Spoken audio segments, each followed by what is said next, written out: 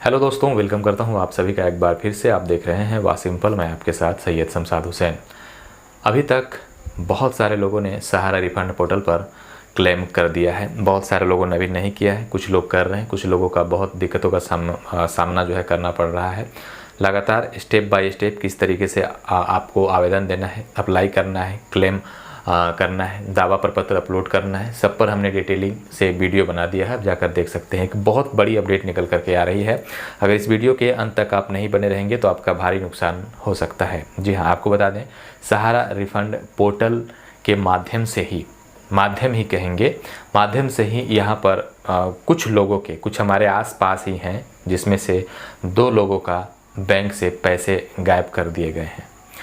कहानी को पूरा समझते हैं, ठीक है, कैसे उनके अकाउंट से पैसे गायब हुए जब उन्होंने सहारा पोर्टल पर आवेदन करना चाहा तो, और वे कौन लोग थे। ये आपके साथ भी इस तरह की घटना घट सकती है, तो क्या सावधानियां यहाँ पर बरतनी है फॉर्म को भरते समय, उसके बारे में हम आपको अवगत करा रहे हैं, बताने जा रहे हैं। देखिए, हमारे जो भारत में बहुत सारे, जैसे कि आपको मालूम ही होगा कि 10 करोड़ यूजर्स हैं यहाँ पर सहारा इंडिया में। 4 जो यहाँ पर सोसाइटी है, इसके अलावा भी बहुत सारे सोसाइटी में लोगों ने अपने अपने स्कीम के हिसाब से ले रखा था। यहाँ पर बहुत सारे ऐसे लोग हैं जो ज़्यादा पढ़े लिखे नहीं हैं, ठीक है, और वो लोग क्या कर रहे हैं कि जा कर के किसी शॉप में, किसी दुकान में, किसी ऑनलाइन कैफ़े, साइबर कैफ़े वाले के पास दे रहे हैं। अब ऐसे में उनके साथ हो क्या रहा है, जैसा कि आपको मालूम ही होगा कि दिन में सर्वर सही तरीके से नहीं काम कर रहा है। अभी हम आएंगे आपके क्वेश्चंस पर भी कि क्यों दिक्कतें आ रही हैं, उसका सॉल्यूशन क्या है। सर्वर ठीक से काम नहीं कर रहा है, जिसकी वजह से लोग क्या कर रहे हैं, 11 बजे 12 बजे अप्लाई कर रहे हैं। अब जो पढ़े लिखे नहीं हैं, जो उनके मोबाइल पर जो OTP मांगा जाता है, तो ऐसे में जो साइबर अपराधी हैं, जो ये इस तरह का काम करते हैं, जैसे कि आपके मोबाइल के एक OTP से वो आपके खाते का पैसा उड़ाते हैं। वो आप पर नज़र रखते हैं कि आप किस वक्त कहाँ जा रहे हैं, किस वक्त आपने क्या कागज़ दिया है, ठीक है। ज़रूरी नहीं कि ये आपके जानने वाले हो, आपके पास आस पास भटक रहे, आपके बहुत ख़ास अपने भी हो सकते हैं। तो इसलिए मैं ये अपने तरफ से कहना चाहूँगा कि अगर आप कहीं दुकान शॉप पर दे रहे हैं तो ये सुनिश्चित कर लें कि जिस मोबाइल दुकान पे या शॉप में या साइबर कैफ़े में आप दे रहे हो, वो दुकानदार आपका अपना आदमी है। और साथ ही साथ ये भी सुनिश्चित कर लें कि जिस मोबाइल से आपने OTP मांगा जाएगा, यानी आपसे जिस मोबाइल से OTP मांगा जाएगा, वो मोबाइल पहले ही आप उस व्यक्ति का रख लें, चूँकि आपको मालूम रहे कि हाँ, इस मोबाइल से मुझे OTP मांगा जाएगा। OTP आपके मोबाइल पर जो आता है वो किस तरह से रहता है, मैं यहाँ पर स्क्रीन पर लगा दे रहा हूँ, ताकि आप भी जो ज़्यादा पढ़े लिखे नहीं हैं उनके लिए ये वीडियो बड़ा ही हेल्पफुल रहेगा। यहाँ पर योर OTP इज़, उसके बाद आपका जो 6 अंक का है वो OTP रहेगा।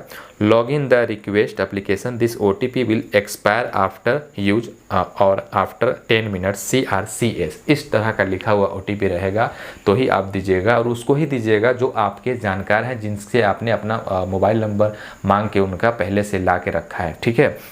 अब इसके अलावा अगर किसी भी तरह का बैंक से या फिर और किसी भी तरह से आपके मोबाइल पर OTP आता है, तो वो OTP आपके लिए बहुत ख़तरनाक साबित हो सकता है। आपके खाते से पैसे निकाल लिए जाएंगे, या हो सकता है कि आपका ATM से पैसे निकाल लिए जाएंगे। ऐसे 2 केसेस देखने को मिले हैं कि उनसे कहा गया कि आपने सहारा के लिए जो ऑनलाइन के लिए आवेदन दिया है, इसमें आपका OTP मांग रहा है। तो अब जाहिर सी बात है, जो लोग दे करके आते हैं वो OTP दे देते हैं। पहला केस तो ये हो गया। दूसरा केस अभी ट्रेंड में आने को है, लेकिन इससे पहले ही मैं आपको अवगत कर दूं, जिसके चपेट में अभी लोग यहाँ पर नहीं आए हैं। इसमें क्या है कि अभी जैसे जैसे आवेदन हो रहा है, इसकी भी बहुत जल्दी शुरुआत हो रही है धीरे धीरे, और बहुत पिकअप पर जाएगा ये। यहाँ पर क्या कहेंगे कि हम आपको गवर्नमेंट के कोई अधिकारी आपको बताएंगे और कहेंगे कि आपने सहारा पोर्टल पे ऑनलाइन आवेदन किया था।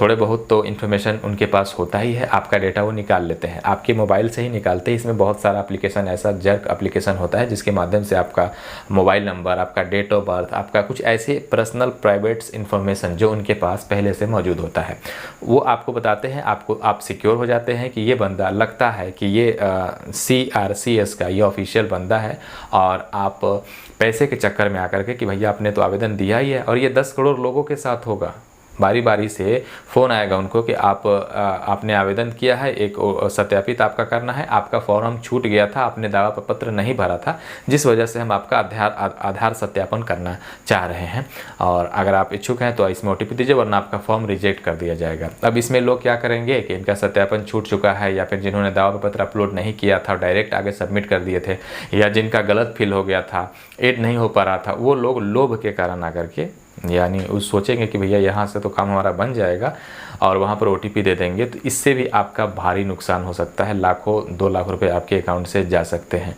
तो 10,000 20,000 रुपया जो जमा किए हैं उनके लिए एक बड़ी रकम होती है, इतने बड़े एक अमाउंट आपके अकाउंट से जा सकता है। इसका कोई लिमिट नहीं है कि कितना जाएगा, क्योंकि ये साइबर अपराधी होते हैं और इन एक बार आपके खाते से पैसा चला जाए तो इसको निकालना बहुत मुश्किल होता है। भाई साहब मैं आपको बताता चलूँ, यहाँ पर आप केस करोगे, फिर आप क्लेम करोगे, बहुत मुश्किल है पैसा वापस निकालना। इसीलिए ये चीज़ मुझे लगा कि आपके साथ शेयर करना चाहिए ताकि आप भी सतर्क रहो, सजग रहो। हालांकि इसको लेकर जो पोर्टल बनाया गया है यहाँ पर, उसमें लगातार अपडेट का काम हो रहा है। CS पोर्टल पर आप देखोगे तो पहले OTP का समय निर्धारित नहीं था, अभी वहाँ पर OTP का समय निर्धारित कर दिया गया है। 1 मिनट के अंदर आपको OTP फिल कर लेना है। अब हो क्या रहा है कि इसमें परेशानी, 1 मिनट का टाइम तुरंत ऑफ हो जा रहा है और OTP ले नहीं रहा है। तो इसमें बहुत सारा ट्रैफिक है, अभी बहुत सारे यूजर्स एक साथ ऑनलाइन आवेदन दे रहे हैं, क्लेम कर रहे हैं इस वजह से। और सिस्टम पे जो है, जो पोर्टल बनाया गया है उसको अपडेट भी किया जा रहा है। तो मैं तो कहूँगा कि अभी जो यहाँ पर आज मैं देखा 504 गेटवे एरर लिख रहा है, तो यहाँ पर अभी आप 1 दिन 2 दिन होल्ड कर लीजिए, ठीक है, 1-2 दिन होल्ड कर लीजिए, उसके बाद यहाँ पर आवेदन दीजिए। अब इसमें हो क्या रहा है, बहुत सारे लोगों का यहाँ पर कि जो आधार नंबर मोबाइल नंबर सही भी डाल रहे हैं तो उनका ही बता रहा है कि आप एक बार चेक कर लें, आपका आधार नंबर मैच नहीं कर रहा है। कुछ लोगों का यहाँ पर जो दावा अपलोड ही नहीं हो पा रहा है, डायरेक्ट ब्लैंक ही रह जा रहा है और लास्ट स्टेप में चला जा रहा है, भैया फाइनल सबमिट हो जा रहा है। अब वो जब दावा क्लेम पर जो पत्र होता है, दावा जो होता है उसको अपलोड कर देख रहे हैं तो वहाँ पर दिख ही नहीं रहा है, ब्लैंक दिख रहा है। कुछ लोगों का ऐसा भी शिकायत यहाँ पर देखने को मिला है, जिन्होंने कहा है कि हमारा जो दावा प्रपत्र है वो अपलोड तो हुआ, डाउनलोड तो हुआ, लेकिन उसमें कैंडिडेट का नाम, फादर का नाम ही नहीं है। तो वही वाला आपको जो है भर करके सबमिट नहीं करना है।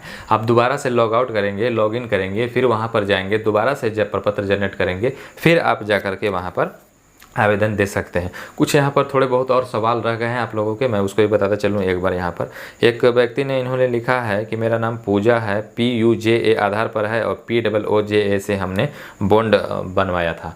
आवेदन कर सकते हैं, कोई दिक्कत नहीं। मैंने बताया छोटा मोटा स्पेलिंग आगे पीछे है तो कोई दिक्कत नहीं। हाँ, बड़ा स्पेलिंग में दिक्कत हो सकता है, जैसे पूरा का पूरा चेंज हो जाए तो दिक्कत हो सकता है। अब ये हालांकि दोनों पूजा ही है तो इसमें दिक्कत नहीं आएगी, फादर के नाम से मैच कर लिया जाएगा, ठीक है। आगे सवाल एक है कि जिसका PDF में अपलोड हो गया उसका क्या? भैया वहाँ पर आपका PDF में अपलोड हो गया या JPG में अपलोड हो गया? अपलोड तो हो गया ना, फिर आप ऐसे सवाल पूछते हो यहाँ पे। PDF में अपलोड हुआ या JPG में अपलोड हुआ, उससे मतलब नहीं है। मतलब ये है कि आपका अपलोड हो गया, कोई दिक्कत नहीं है, अपलोड हो जाना चाहिए, ठीक है। मैंने तो PDF में कर रहा था तो PDF में अपलोड नहीं हुआ था, JPG में ही अपलोड हो गया, कोई दिक्कत नहीं है, करिए ऑनलाइन, ठीक है। अब यहाँ दावा प्रपत्र में तो हमने आपको बता ही दिया, नाम पिता का नाम नहीं आ रहा है तो दोबारा से लॉग आउट करके फिर लॉगिन करिए, ठीक है। फाइनल सबमिट हो गया, कुछ छूट गया, अब क्या करें? बहुत सारे लोगों का सवाल है यहाँ पर कि मेरा फाइनल सबमिट हो गया, कुछ छूट गया, जैसे मेंबरशिप छूट गया, अमाउंट छूट गया, दावा प्रपत्र छूट गया, अब क्या करें? बहुत सारे लोगों का ये सवाल है कि हमने 1 बॉन्ड भर दिया, हमारे पास 3 बॉन्ड था और हमें अब दोबारा ऑनलाइन नहीं हो पा रहा है। देखिए, ऐसे लोगों के लिए ऑफिशियल नोटिफिकेशन अभी कुछ नहीं है। ऐसा भी नहीं है कि आपको बिल्कुल निराश हो जाना है। देखिए, बिहार में या फिर पूरे भारत में कहीं भी कोई भी जब नया एप्लीकेशन लॉन्च होता है तो उसमें बहुत सारे समस्या, तो बहुत सारे दिक्कत लोगों को होना पड़ता है, लोगों के साथ भी होता है। अब ये चीज़ को गवर्नमेंट्स को भी पता है अच्छी तरीके से कि यहाँ पर लोग गलती करेंगे, कुछ ना कुछ तो मिस्टेक होगा ही होगा। तो ऐसा नहीं है कि ये आपका बस हो गया, क्लेम हो गया तो अब गलत हो गया तो आपका पैसा ही डूब गया, बिल्कुल ऐसा भी नहीं, ऐसा सोचिएगा ही मत। आपका पैसा है, आपका अधिकार है उस पर, किसी भी हाल में किसी भी कीमत पर आपको आपका पैसा मिलेगा। यहाँ पर कोई टेंशन चिंता लेने वाली बात नहीं है। एक बार से यहाँ पर जब वेरिफिकेशन की प्रक्रिया होगी तो उसमें अगर छोटी मोटी त्रुटि रहेगी तो उसको वहीं से देख लिया जाएगा। अगर उनको लगेगा कि हाँ, जैसे अब साइट के एरर के कारण जैसे दावा प्रपत्र अपलोड ही नहीं कर पाए आप, अब आगे चला गया, तो ये तो आपकी मजबूरी नहीं, आपकी कमी नहीं थी यहाँ पर, ये तो साइट की वजह से हो गया। तो ऐसे लोगों को फिर मौका मिलेगा, वहाँ पर ऑप्शन आएगा फिर, ठीक है, फ्यूचर में ज़रूर आएगा वहाँ पर ऑप्शन कि हाँ भैया आप एडिट करके यहाँ पर आप दोबारा से प्रपत्र डाउनलोड करें या आपको मेल के थ्रू मांगा जाएगा। एक चीज़ और, जो लोग लोग भर रहे हैं आवेदन वो अपना मेल आईडी ज़रूर से यहाँ पर वहाँ पे मेंशन करिएगा। हालांकि वो मैंडेटरी नहीं है, लेकिन आपको मेल आईडी ज़रूर से मेंशन करना है, ठीक है। और कुछ लोगों ने यहाँ पर कहा है कि दावा पत्र ऐड करने वाला ऑप्शन अब नहीं आ रहा है। आप फिर से एक बार चेक करो, इधर स्क्रीन पर आप देख लो, यहाँ पर आ रहा है, ऐसा नहीं है। बस ऑनलाइन आप थोड़ा सा भी रुक जाइए, आज एक दो दिन रुक जाइए, मेरी बात मानिए, और उसके बाद आप आवेदन कीजिए। क्योंकि अभी अपडेट काम चल रहा है, आप आवेदन दोगे शुरू में तो कभी लास्ट में चल जाएगा, और कभी आधार नंबर सही डालोगे तो गलत आ जाएगा। तो थोड़ा सा भी अपडेट हो रहा है उसमें। जैसे मैंने बताया कि सिक्योरिटी के रीज़न के कारण यहाँ पर अभी जो OTP का टाइमिंग वो भी चेंज कर दिया गया है। तो एक दो दिन वेट कर लीजिए, फिर आवेदन दीजिए, कोई दिक्कत वाली बात नहीं है, ठीक है। और भी किसी की तरह का सवाल आप सहारा रिफंड पोर्टल के रिगार्डिंग पूछना चाहते हैं तो नीचे कमेंट कर सकते हैं, या फिर हमें इंस्टाग्राम पर डायरेक्ट DM कर सकते हैं। चैनल को सब्सक्राइब करें, बेल आइकन प्रेस करें, और अपने साथी संबंधी फेसबुक, व्हाट्सएप, सोशल मीडिया पर इस वीडियो को ज़्यादा से ज़्यादा शेयर कर दें। धन्यवाद।